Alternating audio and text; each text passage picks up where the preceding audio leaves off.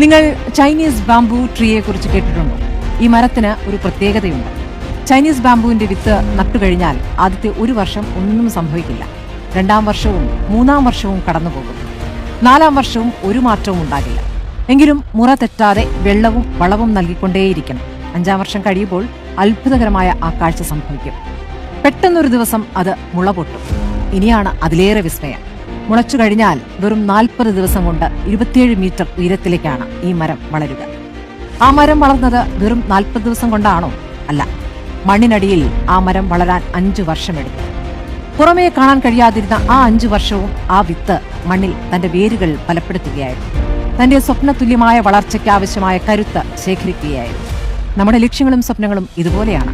നമ്മൾ കഷ്ടപ്പെടുന്നുണ്ടാകും, അധ്വാനിക്കുന്നുണ്ടാകും, പക്ഷെ ഫലം ഉടനെ കണ്ടെന്ന് വരില്ല. പക്ഷേ തളരരുത്. നിങ്ങളുടെ വേരുകൾ മണ്ണിനടിയിൽ ബലപ്പെട്ടുകൊണ്ടിരിക്കുകയാണ്. ഒരു ദിവസം നിങ്ങളും ആ ബാംബു മരത്തെ പോലെ ആകാശമുട്ടെ വളരും.